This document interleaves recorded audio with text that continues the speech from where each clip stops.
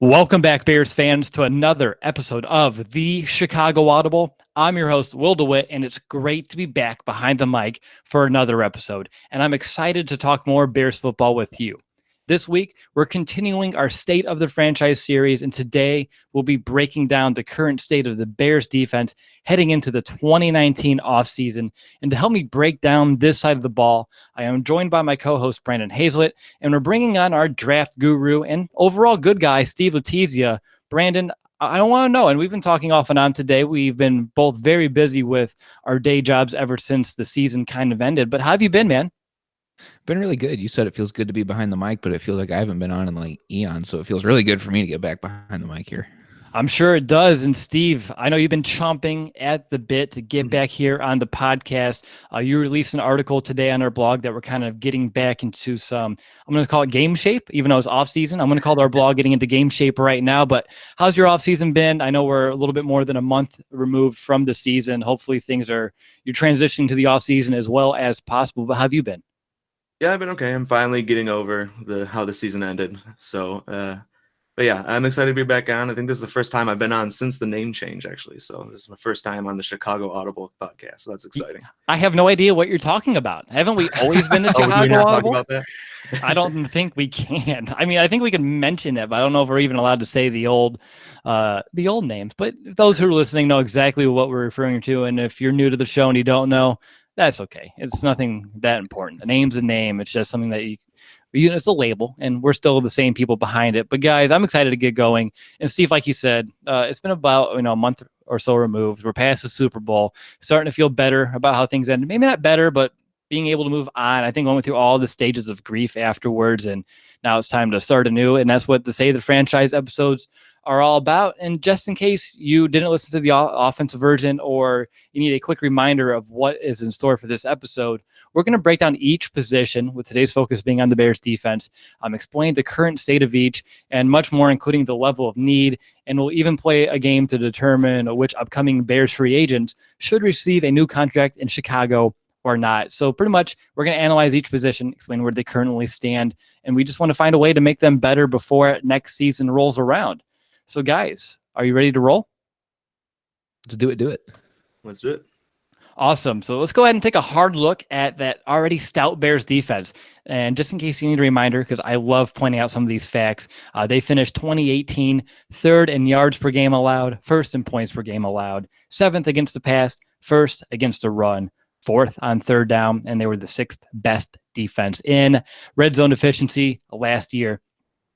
So let's go ahead and treat this like a post-game show and begin like we typically do. And with that being the Bears defensive line, led by Pro Bowler Akeem Hicks and Eddie Goldman. This was a unit that saw some great play all year long. And obviously they were an intricate part of the defense's overall success. And Brandon, you are Mr. Trenches, so I want to kind of hand it over to you first. And I want to look at number 91, right in the middle, big old nose tackle Eddie Goldman, because last season was perhaps his finest as a pro in Chicago, to be a Bear. And I'm curious, do you believe that that's kind of his ceiling of what we saw last year, or do you believe that Goldman still possesses some more potential underneath the hood to take a step further in 2019? I think his role really kind of limits his statistical production as far as things go. But I mean, overall, when you ignore the statistics and just watch him play football, I mean, I think he still has a little bit more to go because he missed some time in the past, so that really kind of hindered his development, his potential really. And this year was kind of, I'll say, a breaking out party when he finishes with 40 or 23 solo tackles, 40 total. 3 sacks on the year. So overall, I mean, he's bringing the pressure from up the middle. He's able to stop the run, fills his gap, allows the linebackers to come in to either side of the gap next to him. He just does a very, very good job of eating up offensive linemen to allow linebackers to come in and make the play. And that's really what his role as nose tackle is supposed to be, just to eat up offensive for the play. So I'd like to say that there's still a little bit more room for Eddie to grow, especially as a pass rusher, but that's not typically his role. So there's still some development in other areas that he can do, but I think that we haven't seen the best of Eddie Goldman quite yet. Steve, last season, I think it was right around the midway point, maybe in the third quarter of the year, you wrote an article about Eddie Goldman being that unsung hero of the Bears defense. I'd be really curious your take here about where Eddie kind of currently stands and what you kind of project forward for him. You're still muted, Steve. Yeah, sorry about that. Yeah, I kind of agree with Brandon. I think he can get a little bit better in the stat sheet, but even if he doesn't, he had a great year this past year. So even if he never becomes a great sack guy, he's going to clog up lanes, make it easy for the linebackers. So even if he just repeats what he did last year, I'll take that 100% of the time. Yeah, no complaints whatsoever. Again, Eddie Goldman really got into his own, and him being healthy too, I think was a big part of his overall success that he was able to create for himself. And moving forward, looking at someone else on this defensive line, and I might be going a little bit out of order here, but I'm very excited about this kid. And yeah, I'm talking about Bilal Nichols because last year's 5th-round pick out of Delaware, obviously he really impressed, and he displayed plenty of flashes to have us excited about his long-term potential.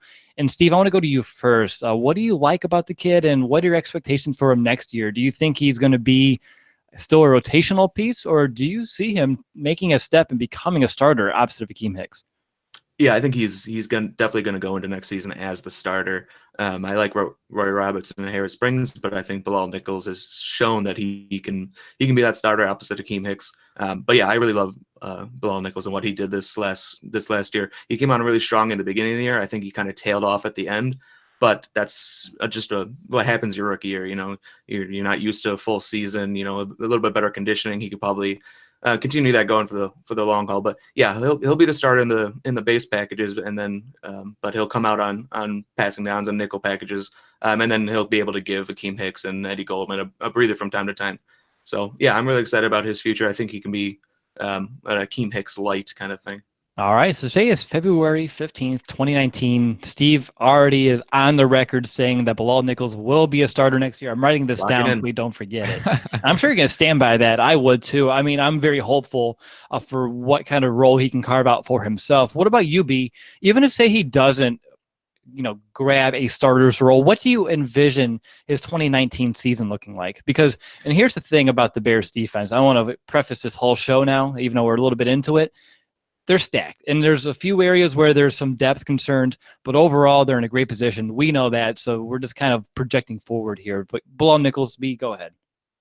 Yeah, I mean, even if he doesn't become a starter, I mean, this end opposite of Akeem Hicks has really struggled to find a solidified piece that can play, the same amount of percentage snaps that Akeem Hicks and Eddie Goldman does. So if Bilal Nichols doesn't take that, then I think that means that John Bullard and Roy Robertson-Harris are taking those steps to become that type of player. Frankly, I don't necessarily see that in their potential. I think they're very good rotational pieces. And Bilal Nichols, I think, has far more potential. He's got a higher ceiling than John Bullard and Roy Robertson-Harris. As much as I enjoy both those guys, they only show flashes.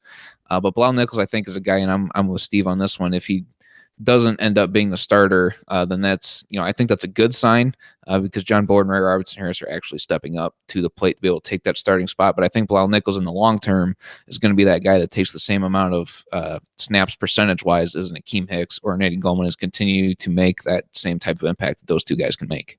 Sure. And of course, Roy Robertson-Harris coming back isn't 100% certainty right now. Obviously, he has some exclusive rights here in Chicago, but we can't say 100% that Roy Robertson-Harris will be a Bear in 2019. We'll discuss that here later on the show. But Steve, I'm actually curious your thoughts on this whole John Bullard, Roy Robertson-Harris discussion. We talked a lot about it like last offseason, training camp, preseason, and then once the regular season came, just like Brandon said, they both just kind of show flashes.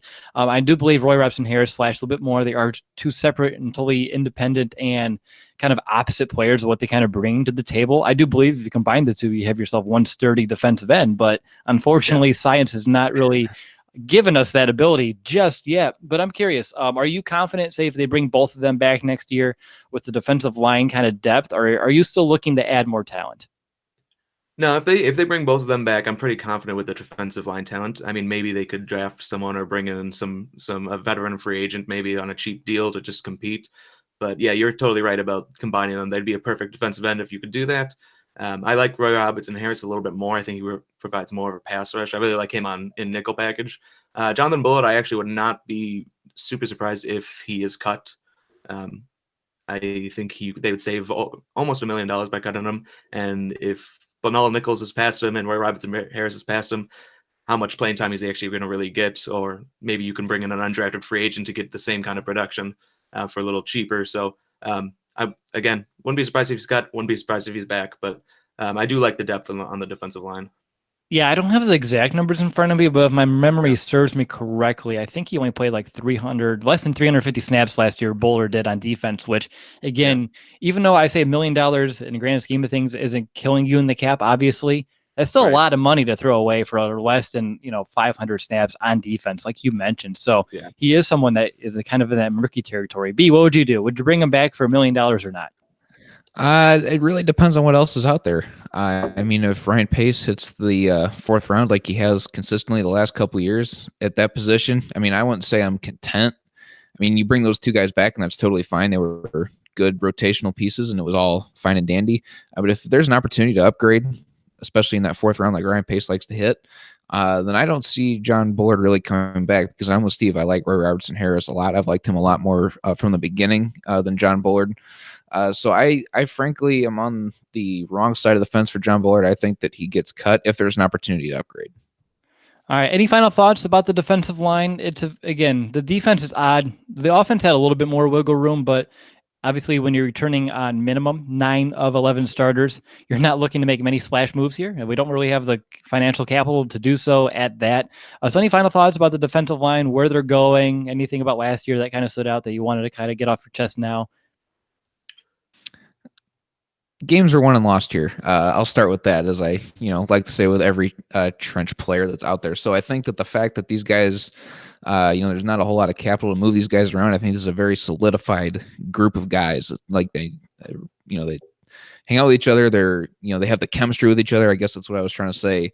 So I know what to expect of each other. They're going to hold each other accountable, and they know what their roles are, which is very important because that's where, like I said, it's not just in the trenches, it's also in the mindset. Be that role player. Not everyone has to be a star. So I think that this is a very solid group moving forward, even if they decide to add some guys just to some competition and one of them ends up losing somewhere. I mean, I think this is just a very well-rounded group with a lot of depth and a lot of talent.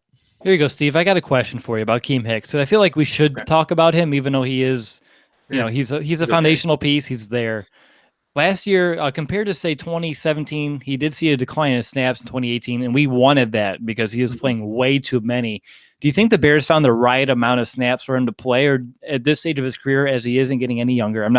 I believe that Akeem Hicks can still play at a high level for a few more years to come.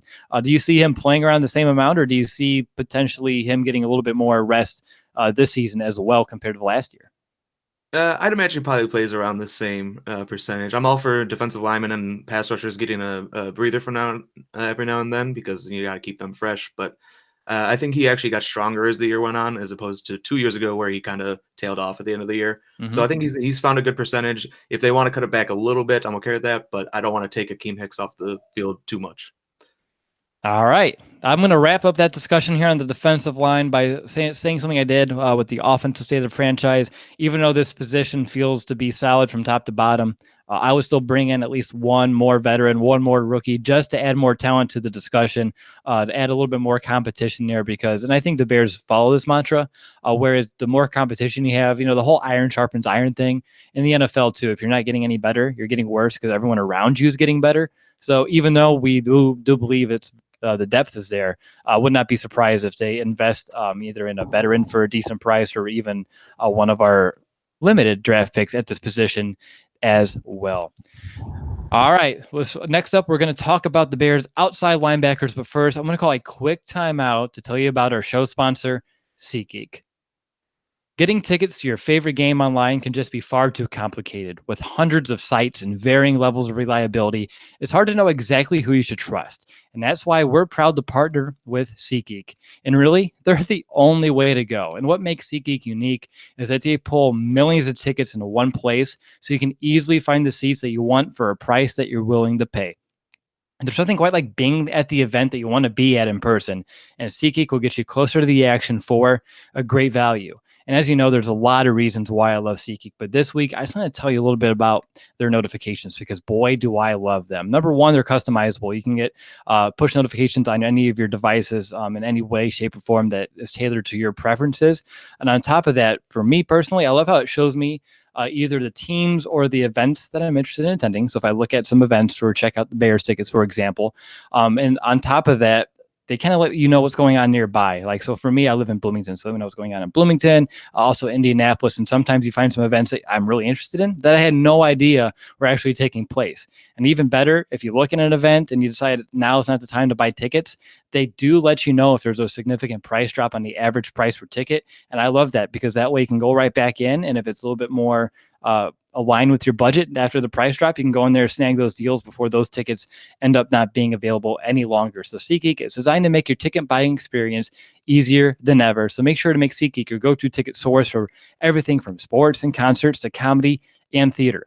And the best part of all is that our listeners get $10 off their first SeatGeek purchase. Just download the app and enter the promo code BEARS today. That's promo code BEARS, BEARS, for $10 off your first SeatGeek purchase.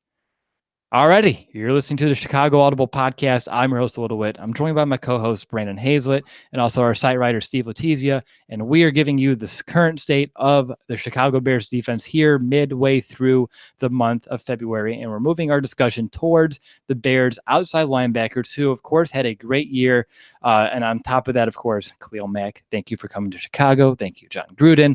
I had to get that all out of the way, but to be able to watch Khalil Mack for, all season long, firsthand, to witness what kind of player he has, was just such an amazing experience. I'm excited to see where he can take that going further. And on top of that, outside of Mack, we saw Leonard Floyd last season. He started off slow due to his hand injury, but he too, like Steve talked about with Akeem Hicks, he got better as the season wore on. And I want to begin this discussion actually with a fan question. And it comes from Bijan Brown. And let's go ahead and hand over to Brandon first. As great as Khalil Mack is, do you think that he has another level to reach? And will Coach Pagano impact that? Yeah, I think Pagano could definitely impact that because he's a more aggressive guy. We've seen Fangio take his outside linebackers into coverage sometimes, which is kind of with both Leonard Floyd and Khalil Mack. I would advise against that just because we know how powerful that they can be in the pass rush. And I think Pagano realizes that, and he's going to send them as often as he can. So I think if there is another level for Khalil Mack to reach, Pagano is going to be the guy that gets him there just because of his aggressive mentality. What about you, Steve? I'd be curious to this because I believe what we saw out of Khalil Mack early on in the season was nothing short than, awe-inspiring and fantastic, phenomenal. Any other thesaurus word I can throw in there. And then he had, after his ankle injury, it was a little bit down and up, which, again, he's all-pro, perennial, not complaining one bit. But I'd be curious, do you think he can take his play to yet another level next season? Is that possible? Yeah, I don't know. It's hard to expect more out of Khalil Mack than he gave us last season. But he did miss 2 games due to injury, and then he was also injured for 2 other games. And he also didn't have a preseason and came to the Bears late, obviously. So maybe just because of those factors, his stat sheet, he might put up more stats on the stat sheet, might get up to 15 sacks maybe. But I think it's hard to expect more of an impact out of a player than Khalil Mack than the impact he had on our defense last season. But you never know. Exactly. And that's what I was saying. Like, he's so good. It's the if anyone room can for do improvement smaller, but it would be him. Yeah.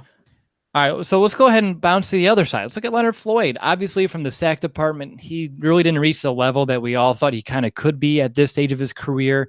And I understand that, like Brandon mentioned, he was asked to do a lot of different things, not just purely rush the passer. And despite having less sacks than he thought he had, he did impact games, especially later on in the season. Again, in multiple ways, and than just the stats and the sacks. So Brandon, over to you. I'm just curious, and let's have some fun here. What are some of your way too early expectations for Floyd next year in this? I'm gonna say new system, but I'm gonna say fine-tuned system if he can remain healthy. I think we see more tackles out of him, more total tackles. He finished with 47. I bet he can get up there closer to 60 because he's so good at setting the edge and stopping the run. I think that he can see an increase in the total tackle category when he's healthy, if he can stay healthy for the entire year. And then I would expect that sack number to go up. I wouldn't say quite to double digits because it's really hard to compete with Khalil Mack for the amount of sacks because when he's pushing guys with one arm, that's really hard to compete with. But Leonard Floyd's also a good hand fighter. He's quick. He's going to be able to blow past guys as well. So I would say that his sack number can go from 4, I'll say, to 8 or 9. I think he can double the amount of sacks he had as long as he can stay healthy. But he's just he's just an aggressive player. I expect that total tackle number to go up because he's going to be able to be a bigger part of stopping the run, be able to be more aggressive, and he's just also really good at setting the edge. He's very underrated as far as his run defense goes. Steve, do you have any, because again, I know you love edge rushers and watching the film on them. With Leonard Floyd, is there something that he can kind of fine tune, refine, work on this offseason to really help him take that next step? Yeah, he just needs to get better at converting his speed to power. He's got that quick first step, but he's not. He's able to set the edge in the run game, but he's not able to convert his pass rush to power in the pass rush game. So he needs to get a little bit stronger. I know he's, like I said, he sets the edge well in the run game, but a little bit stronger in the upper body for to rush the passer. He can use his hands a lot better. He kind of relies on that inside move a lot. And he is so fast, so he sets it up nicely. But yeah, he can get better with his hands and get a little stronger. But yeah, I don't know if I see him ever being a double-digit sack guy that I thought he could when we drafted him. I was kind of expecting to get a kind of a double-digit sack guy. But if he can be a 6, 7, 8 sack a year guy opposite Khalil Mack, that's fine. And then also be really strong in the run game like he's shown he can do. All right, I have a two-part question to kind of wrap up our discussion on the outside linebackers. And again, we don't really know the fates of an Aaron Lynch or an Isaiah Irving right now at the moment, and we're going to talk about each soon. But looking at the outside linebackers as it stands, I want to know, your confidence level in the position, because personally, I think it does need some attention. I think the Bears are in need of some better depth here. And just part two, Kylie Fitz, what are the chances that he can take on a bigger role next year? Because obviously that would be ideal if he can be groomed into and grow into a decent, what I'm going to say, role kind of guy. Steve, I'm just curious your thoughts here. Yeah, I liked Kyle Fitz when we drafted him. He showed a little bit in the preseason that it was pretty impressive. He didn't really show much during the regular season, although he didn't get much of an opportunity. But yeah, I think he'll be given every shot to be a part of the rotation. Again, I don't see him ever being a starter, but if you can be that third, fourth pass rusher who can come in and give Khalil Mack a breather, that's kind of what the best case scenario I think for him next season. What about you, B? Either on Fitz or just your overall confidence in the Bears' depth at the position? Because I believe Leonard Floyd, Khalil Mack, great. No worries there. But behind them, that's where things get murky for me. Right. The overall theme of the outside linebacker, for me, the confidence is wavering a little bit. Because like you said, Leonard Floyd, Khalil Mack, obviously all-stars, punch them in. You know, they're these solid guys that are going to be there, the staples of that position. And last year we thought, going into it, that the outside linebackers are going to be the strength of the team. That was prior to Khalil Mack, because we had Aaron Lynch. We're like, well, we're not really sure what we're getting out of him, you know, and he turns out he's got this really high motor and can really overpower guys. It almost seems like when he wants to. So I don't know necessarily how much his want is necessarily to be an outside linebacker. I know he has his health issues, so that could definitely reflect that, as well as he's trying to be a little bit more conservative. But regardless, I'm bringing in guys to try and compete for the depth. I expect, like Steve, Kylie Fitz to get every opportunity to be a part of the rotation as he can. But there's got to be some sort of fire lit under this position to get the most out of it, because if Leonard Floyd, as we've seen, really struggles to stay healthy, who's your backup there? Because if you don't bring back Aaron Lynch, then you're looking at Kylie Fitz. Like Steve said, he impressed in training camp in the preseason, but sometimes that's against lesser competition or competition of the same level as Kylie Fitz. So once he gets up there against the starters, how well is he going to perform? It's still yet to remain to see. So stick around. But regardless, I expect there to be some sort of veteran brought in, some sort of undrafted free agent, some sort of, maybe they even draft a guy at this position. But I think this is one of the highlights that Ryan Pace has to hit in this offseason, just to add some more depth to really round out the position. Yeah, because unlike other positions like corner and safety and even inside linebacker, this is a true rotation. And that's what makes it very important. Because for me, when I look at this, I really see it as this. Leonard Floyd and Khalil Mack, again, we understand what they bring to the table, their strengths, their weaknesses. Khalil Mack has a weakness, okay. And on top of that, once they're out, though, if we can find one or two guys, and maybe Isaiah Irving is one, maybe Kylie Fitz is two, maybe Aaron Lynch comes back, maybe. That's something I'm not even 100% behind myself. But we saw flashes out of a Lynch last year who can be the kind of guy who I want, where if Khalil Mack needs 3 to 4 plays off, they come in, high energy, going up against a fatigued offensive tackle and finding a way to make an impact. We didn't have that a lot last year. As soon as Khalil Mack went off the field, as soon as Leonard Floyd took a breather, you saw a noticeable difference. And I understand you're not going to have the same kind of talent, but if you can find those high motor guys who can take advantage of already worn down linemen in the later stages of the game, that's what would make this defense take them to the next step, I believe. And it'll be a lot of fun to see. You know, Khalil Mack, even if he needs to take a 2-minute breather and whoever comes in can just be disruptive, that's the kind of guy we're looking for. And hopefully the Bears can find a way to get one or two of those guys this offseason. But guys, let's go ahead and just slide inside. And something that really pleases me in hindsight was this unit's ability to remain healthy. And I guess that comment is more of Danny Trevathan than anything else here. And obviously, this was due to his ability to be available for the first time all season as a Chicago Bear. And of course, watching the rise of Roquan Smith, it was a lot of fun to watch these two really lock down the middle of the field. So Brandon, over to you. What are some things that you saw at Roquan Smith that A, displayed growth, and B, that proved that he is adjusting to the pro level? And do you envision the game slowing down for him in year two? Because I do. I think a lot of people do as well. And how should that even help further elevate his play? Yeah, I mean, we knew when we drafted Roquan we were getting the athleticism, the very good coverage linebacker that he is, and that's exactly what we've seen. I think the game actually slowed down for him as the year went on because his productivity went up. I mean, he always seemed to find himself around the ball earlier in the year, but as the year got on, he was always consistently around the ball, which is what you want out of an inside linebacker, because Danny Trevathan was the same way. Well, he still is the same way. So the inside linebacker position in general is the strongest on this defense, in my opinion, because of Roquan's athletic ability, his smarts of the game. And once he slows it down a little bit more, then I think he's just going to see everything so clearly, and he's just going to be this all-star inside linebacker for years and years to come. Then I think the Bears absolutely hit a home run with Roquan there.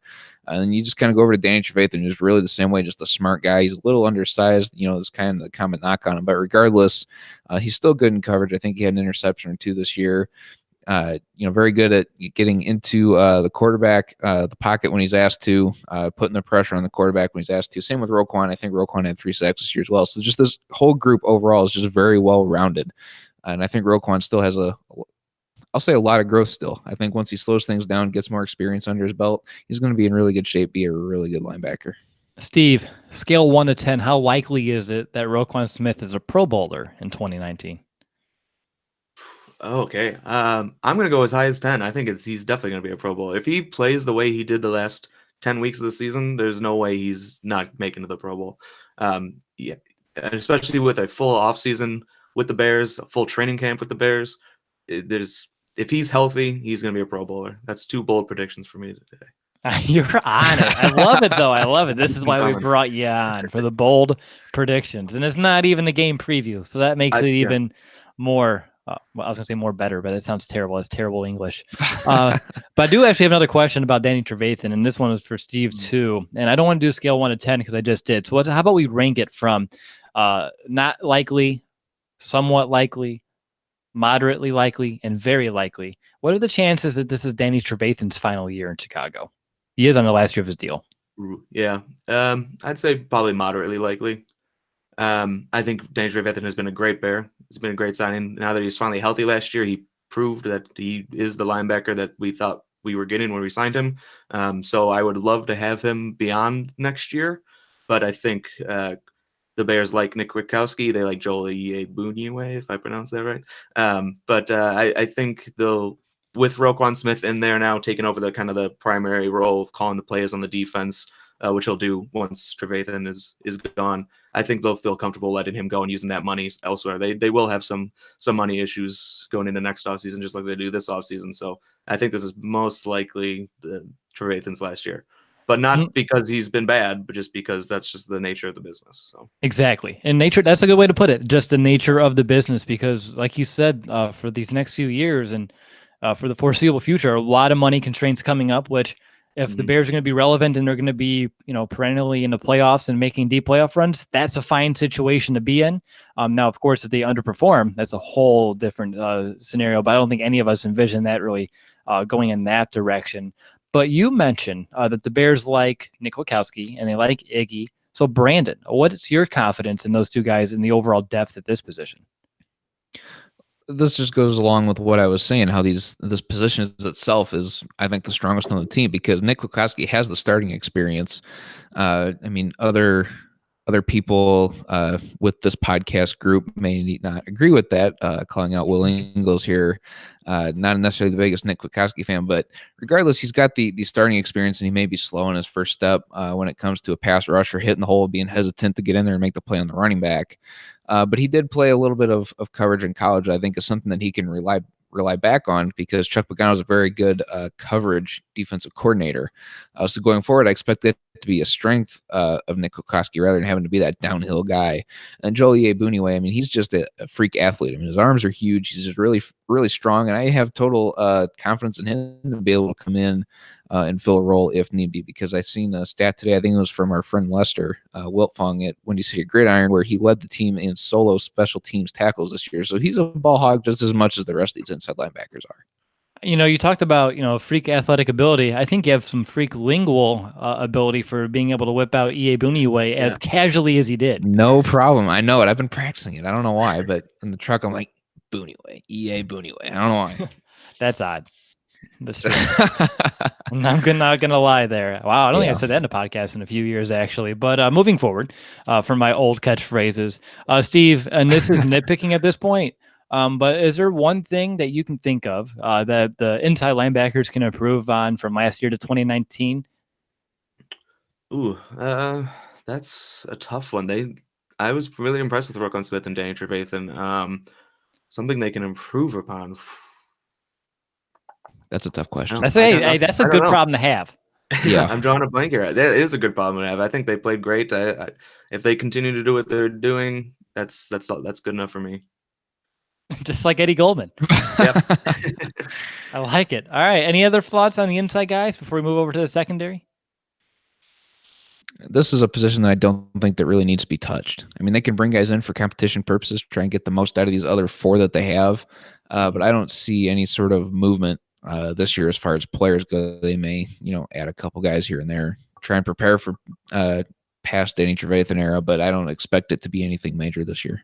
The one thing I'll say is, I'm not sure if this is going to happen, but Nick Kwiatkowski did get that hit those escalator clauses, so he's making $2 million this year. I wouldn't be surprised if he were maybe traded for a mid-round pick potentially, because you do have Danny Trevathan for one more year, and maybe they like Iyiegbuniwe, or maybe they decide to draft someone else. But just something to look out for. You never know. But he's making more money than he did last year. So. Hey, and we're just talking about the $1 million for who was that $1 million for? Don Bullard. Yeah. So I mean, same scenario really with a Nick Kwiatkowski. It's $2 million, too much money for a potentially third to fourth on the depth chart inside linebacker who just primarily plays on special teams. That's a good question to consider throughout this offseason, no doubt about it, especially if other options do present themselves. Mm-hmm. All right, let's go ahead and officially shift our focus to that Bears secondary, and let's begin at cornerback. The Bears will at least be returning both outside starters in Prince Amukamara and Kyle Fuller. And outside of that, there are some questions, not just with Bryce Callahan returning or not, but just the overall depth of this position as well. But let's go ahead and begin and take a look at Kyle Fuller, who put together a spectacular season that ended up going to a Pro Bowl, which congratulations for Kyle for turning around his career in such a great manner.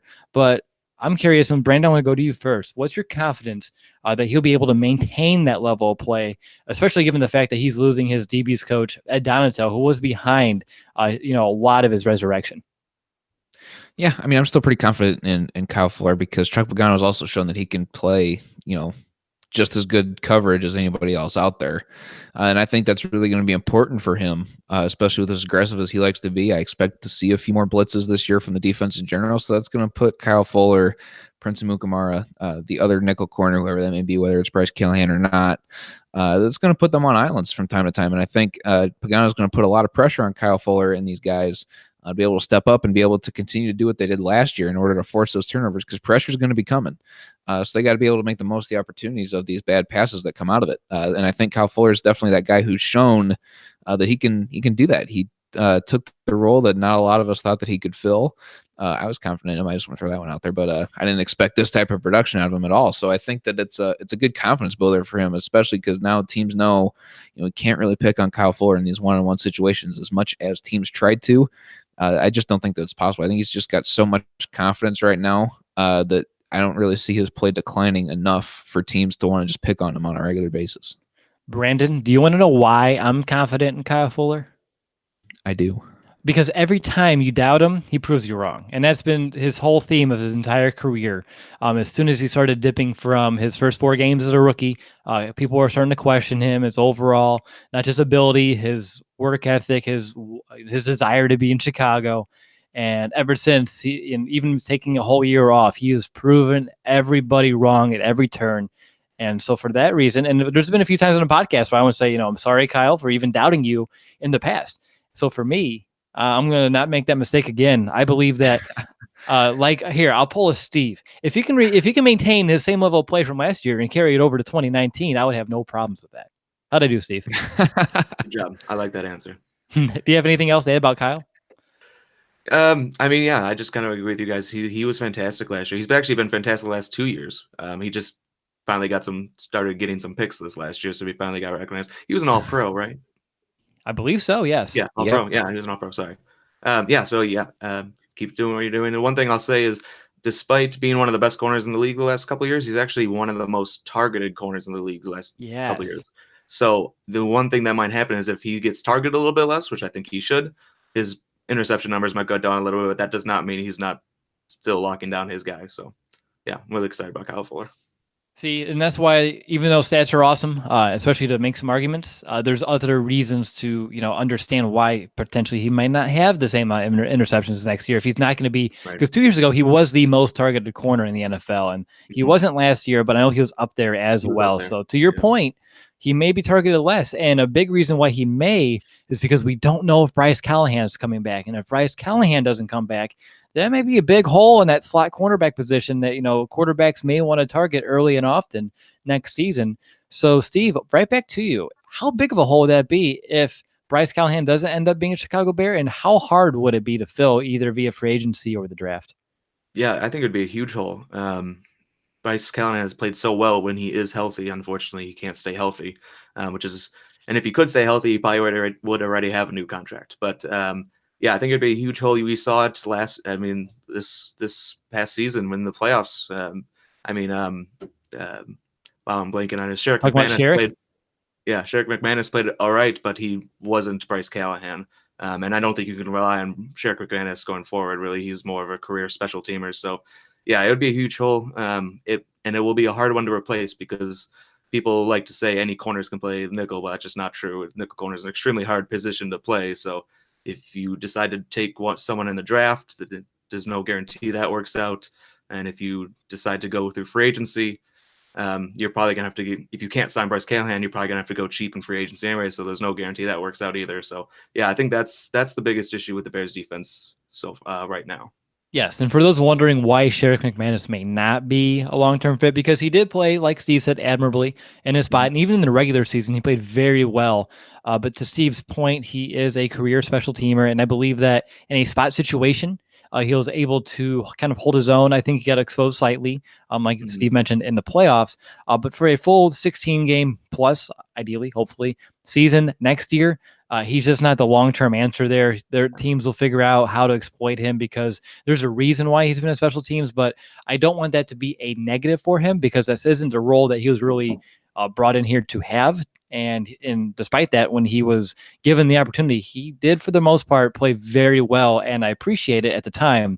But that's just not an ideal situation for the Bears to kind of pursue for a 2019 full season kind of answer, if that makes sense. But Brandon, over to you. I believe that we're all on board that Bryce Callahan would be a big hole, so I don't want to kind of beat the dead horse there. What is, looking at these players, who has the biggest chance to improve and who has the biggest chance to regress? I want to add on the Bryce Callahan thing real quick.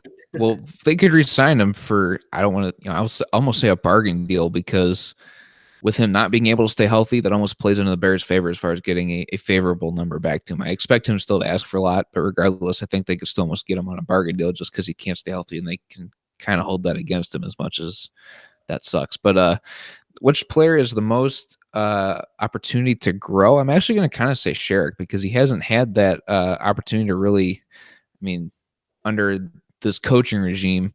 I think maybe the first couple years With Vic Fangio, he played nickel and he was terrible. Like when we first started this podcast, I remember never wanting to see Sherry McManus play nickel cornerback again.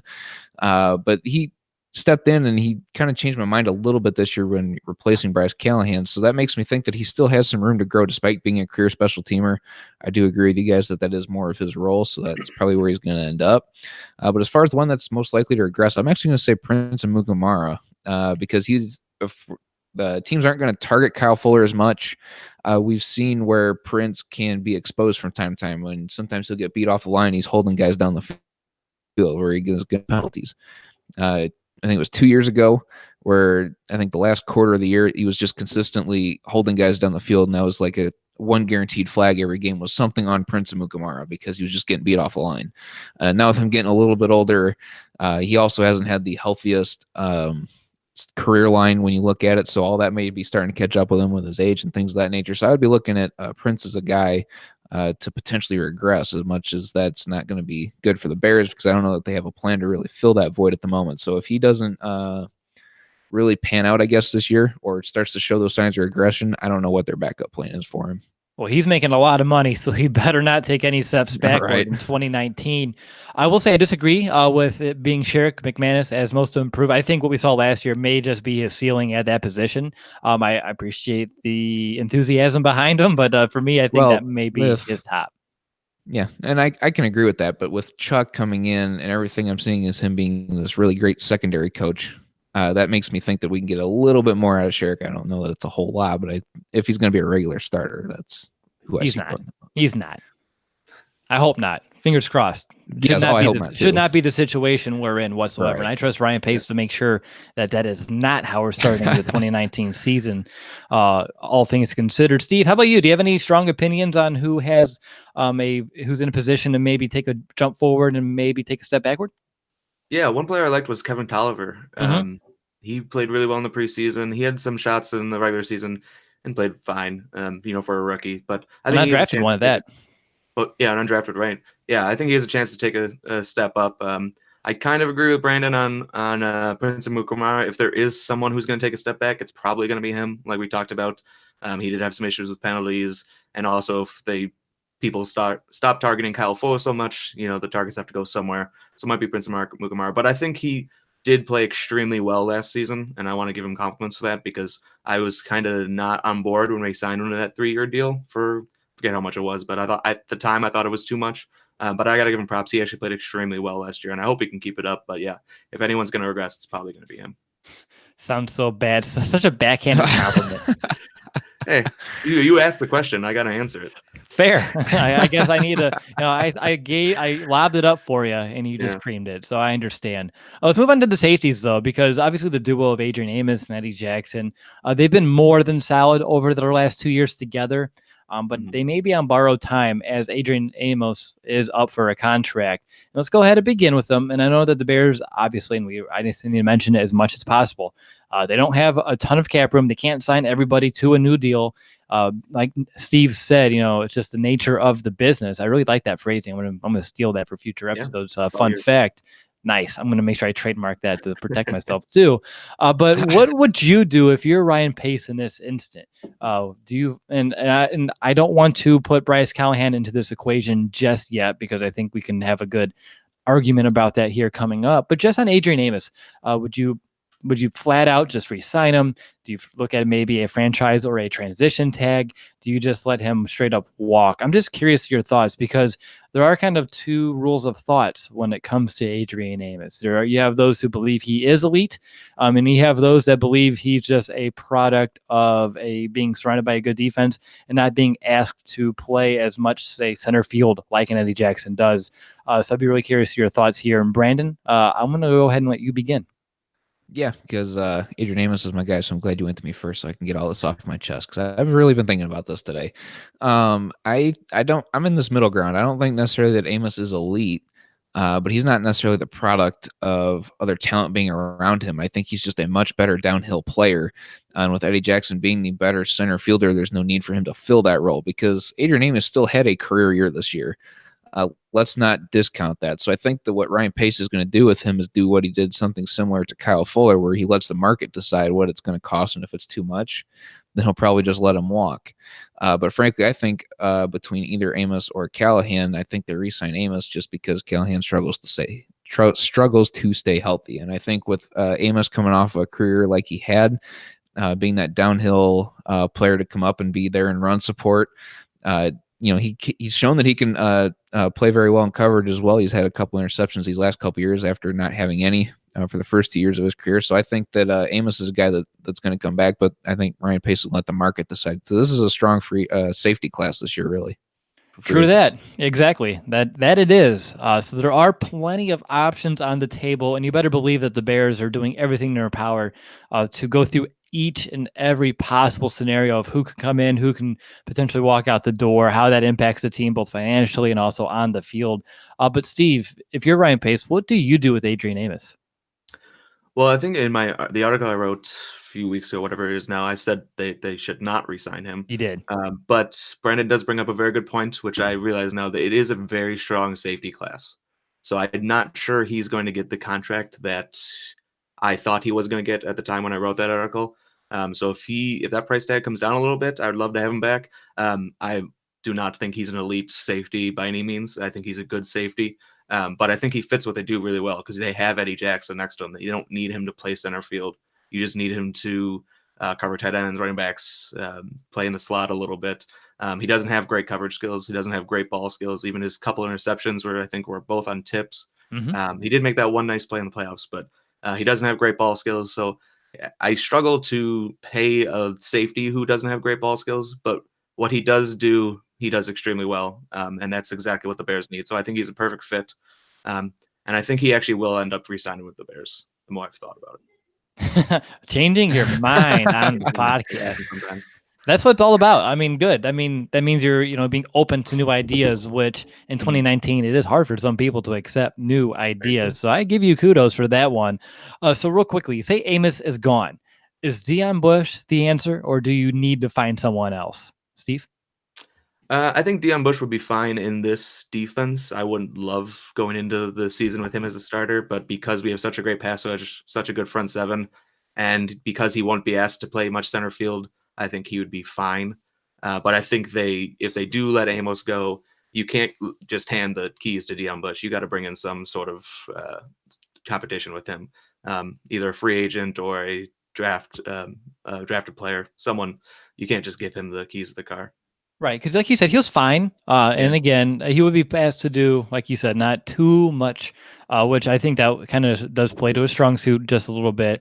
The thing about Bush that kind of rings true to me is that he was someone that Vic Fangio always talked up, and now Vic Fangio isn't here. So who is going to be, and even Ed Donatell's not here, so who is in his corner to advocate for him to get some playing time or to be in a certain position on the depth chart? I don't know if that's currently in there right now because of all the turnover from the coaching staff on defense. So I'd be curious to see exactly what kind of future is in store for a Deion Bush. What about you, B? What are your thoughts on Bush, either just starting or just his general 2019 outlook? DHC. I actually think that since Eddie Jackson does such a good job of playing center field and just taking over the interception game as far as safeties go, both DHC and Deion Bush would be fine stepping in, as they would need to be more of those downhill type of guys like we see Adrian Amos doing. I mean, these guys are going to be more role type players as starters. Just because you're given the starter role doesn't necessarily make you the best player out there. But these guys are serviceable and would be able to fill the job just fine. I think that Deion Bush would be the better guy over DHC in my opinion, although DHC was a pretty good ball hawk there at William and Mary as well in his college days. But that being said, he hasn't had the amount of snaps in the NFL as he did there in college. So I think that Deion Bush is the smarter pick if we're going to go that route because he is more of that downhill player, just like Adrian Amos. So I think those two guys, I don't want to say can be interchangeable, but the role would be the same and they can execute it pretty well. Right. I know Bush can, like you said, attack downhill. He can lay the wood. DHC, a little bit more undersized. Again, we know that. It's a tough situation. I think regardless, this is another position, kind of like corner, and kind of like outside of Khalil Mack and Leonard Floyd at outside linebacker, where I get very worried about the overall depth behind a few of these starters. So hopefully, again, bring more bodies to it with our current cap situation. Not going to be able to bring any like star stud names potentially, but still, anytime you can add more talent, even if Amos comes back, I think they might want to kind of tailor to the back end, just either with an undrafted free agent coming in, a veteran coming in, something along those lines, just to get more bodies out there. And again, they're going to do that because you bring in 90 guys training camp. So it's going to happen. Just a question of who. So what's your confidence level then, I guess, in the backups? It drops as soon as Adrian Amos is gone. It drops drastically. If he's there, I'm fine. I think you can roll with it. But if he's gone, until you have a replacement that I'm confident and comfortable with, it gets real thin real fast as soon as he's gone. Okay. I was just curious because, I mean, I'm trying to think of any like big blunders that these backups had. I mean, Deion Bush has had communication issues in the past. I think he had, one or two this year at least. But I can't think of any other huge blunders that these guys have shown as far as weaknesses go, other than just kind of being undersized like DHC. So that's just why I bring up the question. So I would say Deion Bush, I agree with you. With DHC, I don't think he's ever had the opportunity to display those blunders. That's also true. Which is fine. I'm not opposed to that whatsoever. All right, so real quickly, let's go through these positions, and I want you to give me your top 3 needs in order on defense. Steve looks like he is scrambling to put that together. So, Brandon, I'm going to be nice because Steve's not on the podcast as a regular, or else I would be playing a little bit of hardball here. So, Brandon, over to you. What are going to be your top 3 needs? I'll start with the least need, and I'm going to say that it is safety depth. I will agree with you there. I think we can improve at that position as far as quality depth goes. Whether they bring back Adrian Amos or not, they have to be able to address and be able to improve either Deion Bush or DHC by bringing in other guys, things of that nature, just to make them improve. So I think that the quality of depth, not necessarily the quantity of guys there, but the quality of that depth needs to improve. So that's a need that I'm looking at. I'm also looking at the outside linebacker depth at number 2 because that's, like we talked about, outside of Leonard Floyd, Kilmack, there's not really anybody that's reliable. Granted, those are all rotational pieces, but if Leonard Floyd continues to not have these healthy seasons where he doesn't play all 16 games, he had the injured hand, so he was able to play. I think he maybe only missed 1 game all year. But regardless, those backup pieces need to be there for those rotational minutes, especially with an aggressive Chuck Pagano. They need to be able to continue to send the pass rush, and if Khalil Mack and Leonard Floyd are not totally healthy, as we've seen in the middle quarter of the season, the Bears kind of struggle to get to the quarterback, which wasn't really on any of our radars as far as a weakness as far as the overall team goes. So the backup depth for outside linebackers, number 2, and the biggest need is going to be that nickel corner, because we're not sure about Bryce Callahan, and like I said, they might be able to get him on a bargain deal because he also can't stay healthy. But if Chuck Pagano is going to be as aggressive as I hear that he's going to be, as far as just because that's his coaching style, then he's got to be able to get reliable corners out there to be able to keep these guys close in one-on-one situations, be those sticky guys that we talk about with Prince and Bryce. So that's my number 1 need is the nickel corner, whether that is Bryce or not. They just got to be able to have someone reliable if Pagano draws up all these blitzes. All right. What about you, Steve? Yeah, it's hard to say right now because we know they're probably going to re-sign one of Bryce Callahan or Adrian Amos. But if we're going just based on where we are at today, I'm going to be super boring and I'm going to agree with Brandon. Same order. The safeties, I think, like you said, Deion Bush would be fine if we have to go in with him as the starter at one of the safety spots. So that's why it's the 3rd biggest need. Outside linebacker, I think, is the 2nd biggest need. Right now, we don't have a 3rd pass rusher, and you obviously need 3 good pass rushers, maybe even 4. So I think that's actually maybe even a bigger need than some people might realize, because we do have Khalil Mack and Leonard Floyd, but they have to come off the field at some point. So I think that's a pretty big need. And then we talked about it, Bryce Callahan. If he's not re-signed, they don't have any faith in anyone else really on the roster to kind of take over that role. So that becomes the biggest need. You either have to get as big of a free agent as you can get with the limited cap space, or a high draft pick, or a 3rd or 4th round pick. So I think that is pretty clear cut the biggest need right now. All right. I'm going to slightly disagree, but not too much. We actually have the same positions, just a little bit differently in order. I have safety as number 1 until you know what's happening with Adrian Amos.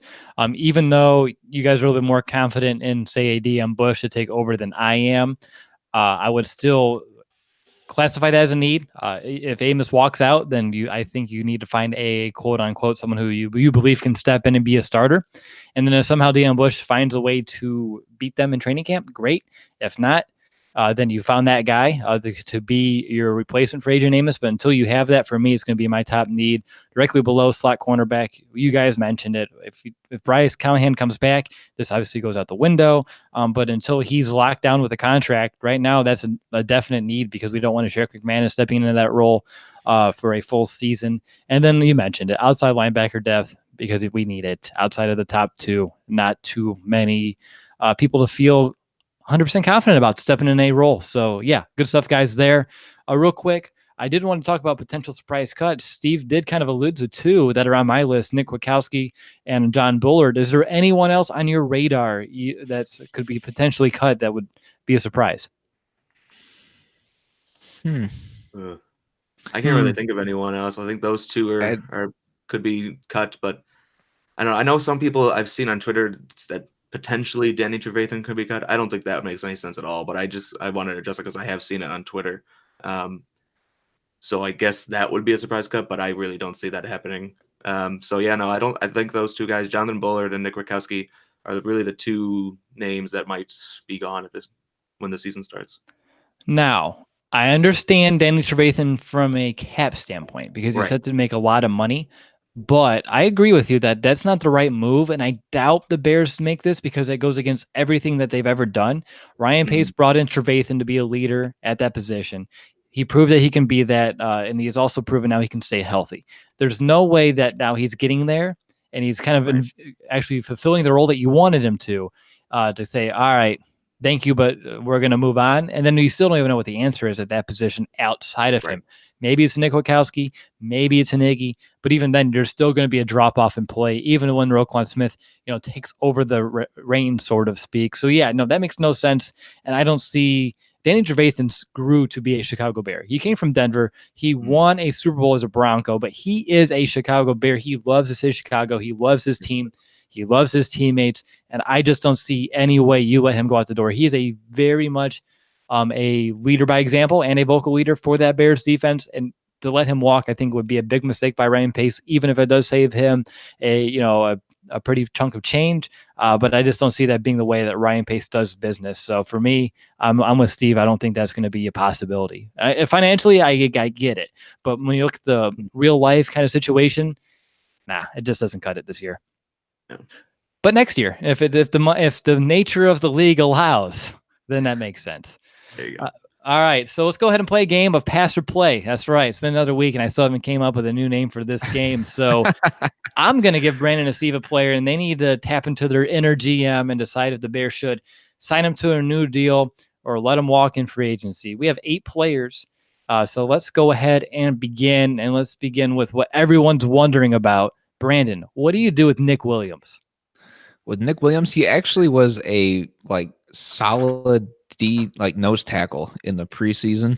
I remember watching him in the Hall of Fame game, being able to, basically be I don't want to say an Eddie Goldman type, but against that type of level of competition, it seemed like he was almost that way, but they're going to pass on him because they're going to clear up some cap space. I think that they can find similar guys if need be for depth at that position. But yeah, I think I'm passing on Nick Williams. Steve, what do you do on Mr. Williams? I would probably pass, just like Brandon, but at the same time, if they do re-sign him, it's going to be probably to the vet minimum. So not really a high risk or high reward signing. So I'll just say pass. Okay, I'll say play, actually. I'll be the tiebreaker here. I liked him actually last year because he's been here for a couple of years, and even though he didn't see the field last year, I think, that's just due to the Bears being so deep. And if they want to bring him back to training camp to be that camp body, to see if he can earn himself a spot in this roster again, or maybe practice squad, I'm unsure of his eligibility. So if he's ineligible, I apologize. But on the surface, like Steve said, if he's the vet minimum and he's going into camp, I'm fine with Nick Williams coming back to provide that extra body. Let's move on to another Williams. What about Marcus Williams, 31-year-old cornerback? Yeah, I know you guys are like, who? I'm just going through the contracts that are up, and I made sure to start off with some of the lesser-known ones here. So I guess that might just be a pass and a pass. But Brandon, what are you going to do with Marcus Williams? We do need cornerback depth. I would say we can play him in training camp just to see what happens, But I don't think he makes it onto the final roster, so I'm passing. Steve, he may come in with the vet minimum. Does that sway you? Yeah, when you said Marcus Williams, I had to think about who that was for a second. And that's not good because I feel like I'm pretty knowledgeable about the Bears, so I'm gonna go with pass. Well, I'm gonna pass too. Actually, I think if they have other future contracts out there, like Don Franklin, who's obviously younger, way more raw, of course. But yeah, I think Marcus Williams, even if he does come back, he's not going to survive training camp. So I would kind of look elsewhere to provide a little bit of additional depth at the cornerback position. Up next, let's do Aaron Lynch. Actually, this is one that people know, people are interested in. So Aaron Lynch, let's go to Steve first. What would you do here? Because, like you said, we need a couple extra pass rushers. He displayed it in spurts, but history of injuries, and that doesn't seem to want to end. Yeah, I think in a perfect world, I definitely want to have him back. I don't know what kind of contract he's going to get, though. I think he might have played his way outside of the Bears' range a little bit. But if he wants to come back on a similar type deal that he had, maybe a longer term deal, but the same annual value, I would say bring him back for sure. But I just don't know what kind of contract he's going to get. I think with pass rushers, someone's going to give him a bigger contract than what the Bears are willing to give him. And on top of that, too, he was a Vic Fangio guy. Came in due to Fangio knowing him, having faith in him. And again, now that's gone. So I'd be curious exactly how that would kind of sway the Bears' decision here from a front office standpoint. But what about you, Brandon? You look like you're very much deep in thought here. So are you going to pass or are you going to play? Yeah, because you just swayed me. Because I was going to say play because we've seen it in spurts, but his injury history kind of, would bring him back on a bargain deal similar to what I was saying about Bryce Callahan. But you swayed me with him being a Vic Fangio guy.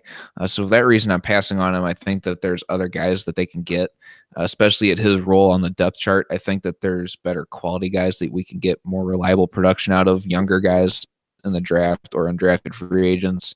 Because we've seen that we can hit on the undrafted free agents as well from time to time. So I'm passing on Aaron Lynch. All right, 3 passes in a row from you guys. I'll be curious to see if we can change that. I think we can.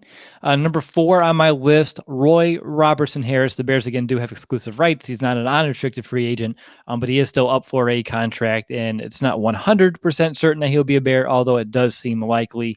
Brandon, if you had to choose, would you pass or play on Roy Robertson-Harris? I'm playing because I think that we haven't seen everything that he's got, and he's showed some flashes, especially early on when Khalil Mack first came, because people were kind of disregarding that Roy Robertson-Harris was on the field, so that allowed him to be able to go in there and make some plays, and we can see exactly what it is that he can do. Very explosive player, got a lot of length, a lot of athleticism, especially for a guy of his size. I liked him when we got him as an undrafted free agent a few years ago, so I am playing Roy Robertson-Harris. All right, Steve, are you in the same boat? Yeah, absolutely. I love Roy Robertson-Harris. I really like what he provides as a pass rusher in nickel packages, and I think he'll definitely be back as a Bear next year. So, and I really like what he offers. He offers something a little bit different than the other defensive linemen that they have. He's a little longer, a little more athletic. So I think he's a perfect player to bring back and using really just nickel packages. I don't see him playing much in the base defense, but yeah, I think he's a solid player. Okay, so from one hyphenated last name to another, DeAndre Houston Carson. Brandon, ever since he was drafted, you've been, hammering at the table, not really, but kind of, about this guy from William and Mary, especially with his once was ability to block kicks. Obviously, we haven't seen it at the pro level, but still, now that his rookie contract is kind of up in the air, what would you do with a DeAndre Houston Carson? Do you bring him back? As much as I like to hammer on the table whenever I get the chance when we get to talk about him, which isn't very often, he's my fan favorite, but I don't think he's coming back. I mean, they'll bring him back for training camp, but I don't think he makes it because like we talked about, the depth at the safety position is something that needs to be addressed. And as long as they can find somebody else, I think that he's one of those serviceable guys that I don't know what his deal would be if it can be any cheaper, but if they can get a guy for cheap, but is still unproven, has a lot more potential, a lot more room to grow, then I think they go for that rather than.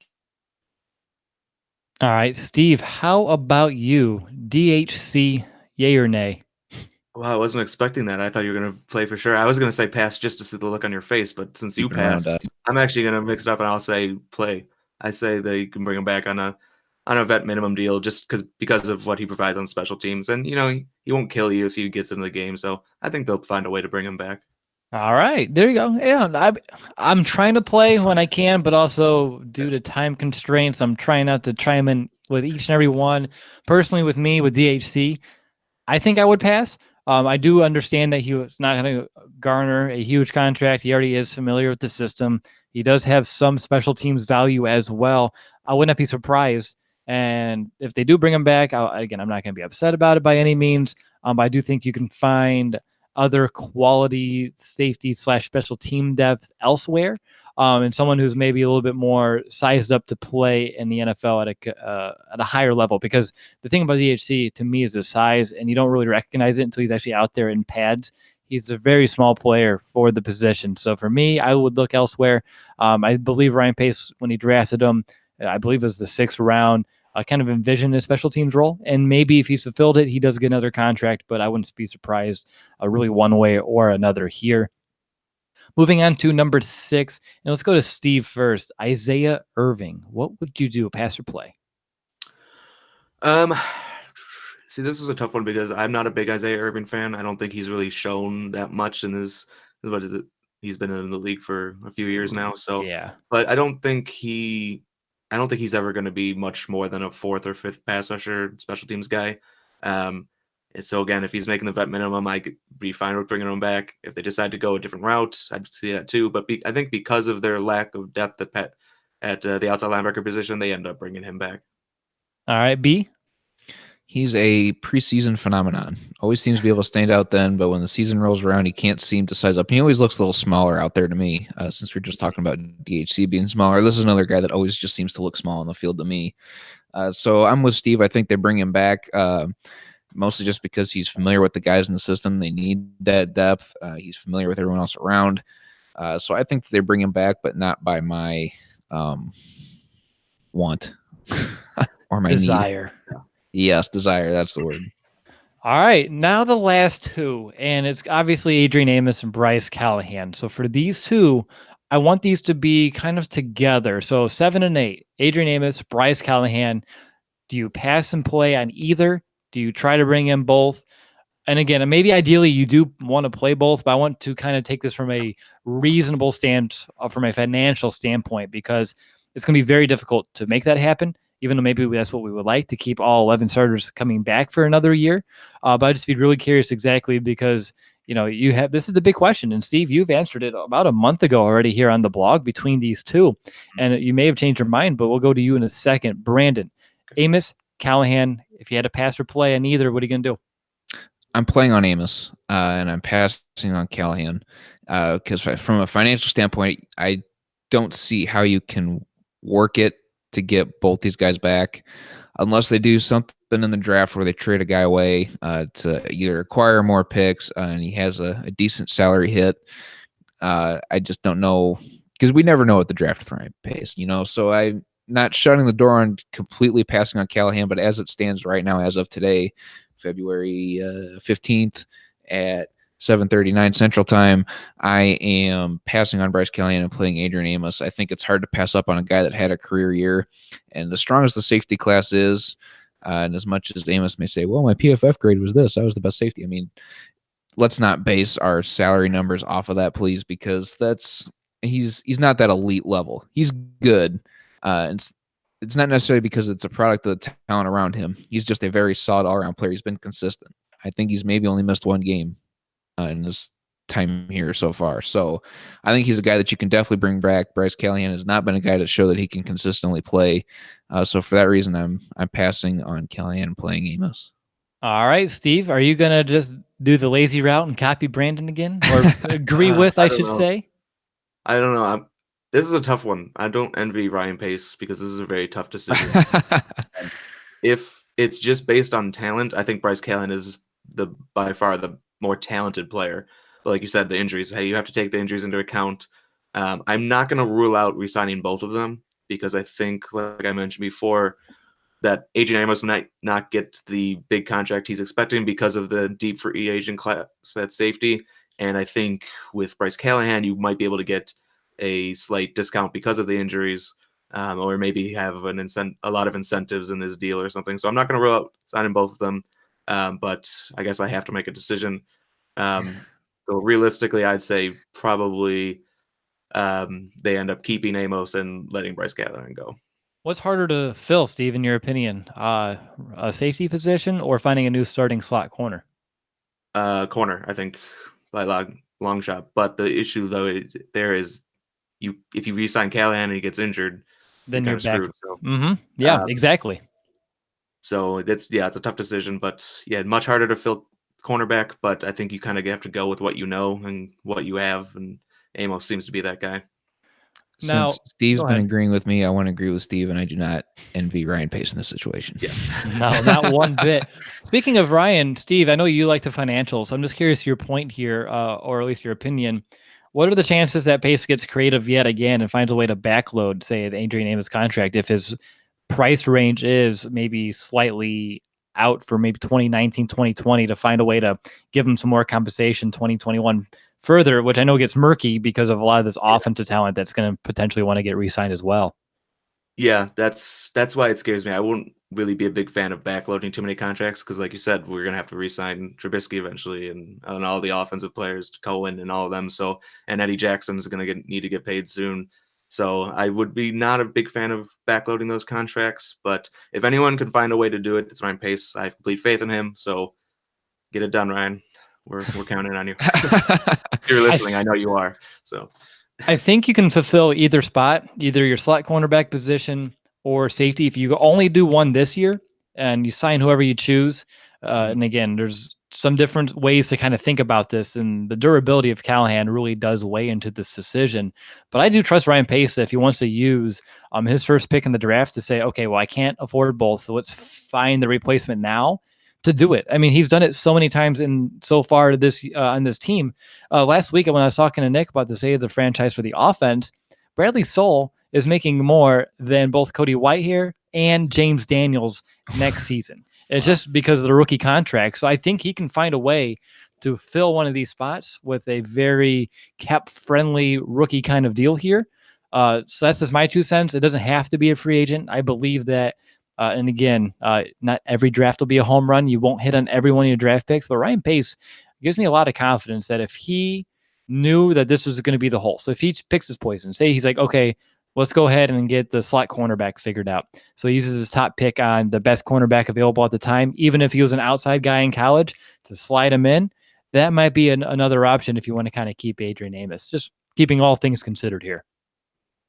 All right, you guys ready to wrap up the show with a few fan questions? Let's do it. Let's do it. I read some of these on Twitter, and I'm looking forward to see which ones we get. Nice. Well, hopefully I played moderator to your liking. So the first one's from Patrick, and I have to give this one to Steve because I'm going to use Brandon's phrase here. Spoiler alert, you already wrote an article on this that I've already edited, but how realistic is it the Bears try to sign a Terrell Suggs as a situational pass rusher? Ooh, yeah. I'm glad you went to me with this because I love that idea. Like you said, I am writing an article. It should be, I don't know, sometime next week probably. And I, sorry. I think he'd be a great signing. I think he'd be perfect for what they need, and I think he'd be perfect for them. Or we would be perfect for him, I should say. But yeah, I think that's a great idea. The one thing that kind of complicates it is because I think he really wants to retire as a Raven, but the Bears do offer a better chance of winning a Super Bowl than the Ravens do. And I think that will be high on his list of priorities. Plus, he's familiar with Chuck Pagano. He was the defensive player of the year under Chuck Pagano. So I think it makes a ton of sense. You could probably get him for a pretty cheap deal because, especially like we discussed, the Bears need to sign a bunch of people coming up soon. So a 1-year deal for an aging veteran sounds like a perfect fit for me. I mean, he's what, like 67 years old right now? Something like that, yeah. What about you, B? What are your thoughts on Suggs? I don't know. I've never actually really thought about it, but it makes a lot of sense. Steve's point. Well, I've never really thought of like Suggs as coming to Chicago. Like I would think that his cap hit's too big, so I never even really considered it.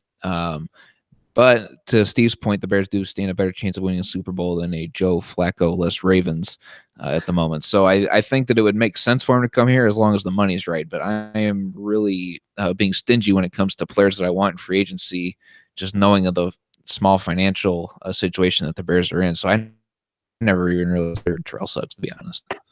Yeah, one thing I'll say to that is he actually made the same amount of money as Aaron Lynch did last season, so he wasn't really breaking the bank for the Ravens. Um, and if he wants to take a similar deal, I think that the Bears could make that money work, but we'll see.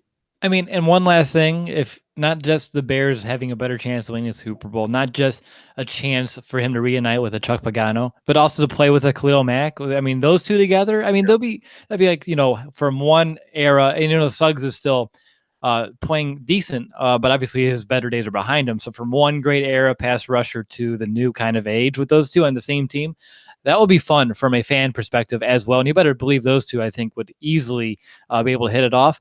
And on top of that, we talked about earlier in the show about Khalil Mack. What will it take for him to take the next step? Maybe it's Terrell Suggs. Maybe he learns one thing from this veteran who's been around a little bit longer that can help him refine his game to a degree that I can't even put into words, because honestly, it's unfathomable to even believe that Khalil Mack could even get better. But maybe that's the way to do it as well, with some of that old veteran leadership of a Terrell Suggs. So the next question, we already answered. It was from Odon. Does Pace sign Mr. Callahan? So hopefully, if you're listening to the show, we answered your question by now. So we'll move on to number 3, and it's from Cass. And B, I'll go to you first. How do you think that the position coach turnover is really going to affect the quality of the defensive play execution? I think we'll see it be hindered early, just because it's an adjustment. They got to get used to their coaching styles, things of that nature. They may teach them different techniques that they're not used to, ones that coaches would rather see because it's worked for them in the past. So I think we see it maybe be a little bit hindered early, but I don't see it being a huge deal. There's just a lot of talent on this defense in general, so I don't see it being an overall big deal. But there is going to be a little bit of an adjustment. So hopefully they can squeak that out in the preseason before we get into like week 6 and it's still lingering. What about you, Steve? Because even though all the talent is going to remain, or the vast majority of the talent is going to remain on the defense, what kind of impact do you think the changing coaches and overall leadership per position could end up having? Yeah, I agree with Brandon completely. I think in the beginning of the year might see a little bit of an impact, but ultimately talent wins out, and the Bears are extremely talented. And what I liked about the Chuck Pagano hire is he said that he was going to learn the Bears scheme and the Bears terminology. So I imagine he's going to tell his position coaches they have to do the same thing. So that will ease the transition a little bit, but there's always going to be a transition process. So it might be in the beginning of the year, but I don't see anything really to worry about. Now, real quickly, because when you say, and this is a little bit different, but I just go back to Mel Tucker a little bit, because when he came in, he's like, I will learn Levy's system and then I will execute it. And obviously that failed miserably. Now, I know that a lot of these guys have a very similar background to what this defense was last year. Do you think that's going to make it where we don't have another Tucker fiasco? Yeah, I think so, because Pagano said he's going to learn the Bears scheme and terminology, but I don't think it's still a 3-4 defense. It's not as different. I think Mel Tucker was kind of forced to run Lovie Smith's defense. Yes. Where Chuck Pagano it was his idea to run Vic Fangio's defense. So I don't think it's going to be as bad. Hopefully not as bad. No, it better not be. Don't ruin a great thing, because we definitely have it here in Chicago with our defense. Number 4, and this is the last one I had, because a lot of them were very similar, with a lot of questions about free agent signings to fill depth across the board, especially linebacker and safety, which, to our point throughout this entire the show, it makes a lot of sense that those are a couple of positions that fans are kind of looking into to kind of add some more pieces to the puzzle here. So pretty much everyone's just curious do we already have some names on our radar to fill a few of these holes? Steve, I'm curious, because I know you love the offseason, you love putting together rosters. Do you have any potential free agents that are out there that you have kind of on your short list? Yeah, I have a couple. One guy that's starting with just safety, I guess. I really like Trey Boston. I think he was at the Cardinals last year. I want to say I like him a lot. I don't think he would break the bank. He'll probably end up thinking about him though is probably end up getting a similar contract to Adrian Amos. So you might just want to rather have Adrian Amos. If they want to go to it with a cheaper option at safety, one guy I wrote about him slightly, a little bit early in the offseason. He's a Chuck Pagano guy. It's Matthias Farley, I think. Matthias Farley, yeah. He was actually a restricted free agent, but he's not going to break the bank at all. So I think that they might go that way. In terms, I already talked about Suggs. He's a guy I like, an outside linebacker. I'm trying to think. Yeah, I haven't done too much digging into the free agent class, but those are a couple of guys that I've liked. All right. What about you, B? I know you've been fairly busy working an extraordinary amount of work hours per week lately. So if you haven't been able to dive into the upcoming free agency class, that's okay. But I'm just curious if you do have anyone in mind. Yeah, but I mean, I don't know how much money the Honey Badger is actually going to want, but I would see that as a good replacement for Adrian Amos, in my opinion, as another safety guy. Looking at corner, I see Kareem Jackson on this list. He kind of got omitted from the top 25. I'm looking at the NFL's top 25 free agents this year. Seen Kareem Jackson on there, also from the Texans as a cornerback. But last time we did that with Quentin Demps, that didn't quite turn out very well either. Granted, he was a safety, but regardless, same story. I'm not too sold on that one yet either. So I really like that there's a lot of choices as far as filling in safety if they decide to let Adrian Amos walk. And granted, Adrian Amos doesn't even make the omissions for the top 25. So that tells me he definitely could come in at a reasonable price for the Bears. But I mean, I don't think that there's a whole lot of smart financial decisions just looking at this list myself. So I'm sticking with my Honey Badger Tyrann Mathieu is the only really realistic replacement for Adrian Amos if he goes. But yeah, outside of that, I haven't really looked too deep into pass rushers or anything like that yet. Mostly been looking at secondary. I would advise looking off of the top 25 because I don't know how many of the top 25 we're going to be able to afford. For me, I just have one name right now that is really sticking out. And right now, I do believe he's in talks with potentially re-signing with the Steelers, but it's Anthony Chickillo. He has 7 sacks in the past 3 years. He's also very prominent on their special teams units. I would say he's an upgraded version of an Aaron Lynch, may require just a little bit more money, but not too much. And I really would, if you go back to Steve's point, if you can find a way to, talk Suggs to come on over, you bring in Chickillo as well. Those being your top 4, Leonard Floyd, Khalil Mack, Anthony Chickillo, Terrell Suggs. Now that's fun. That's exciting. So that's what I would go for if I'm Ryan Pace, but I'm not the decision maker. I don't write the checks.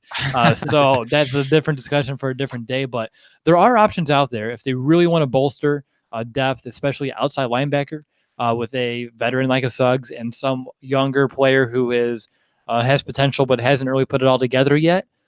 I think if you can find a way to put those two together, you can really put the Bears in a great position to have what we were hoping for earlier in the show with some depth at the position that we're confident in, that once either 94 or 52 need to take a moment to breathe, they can go in and find a way to make their impact as well.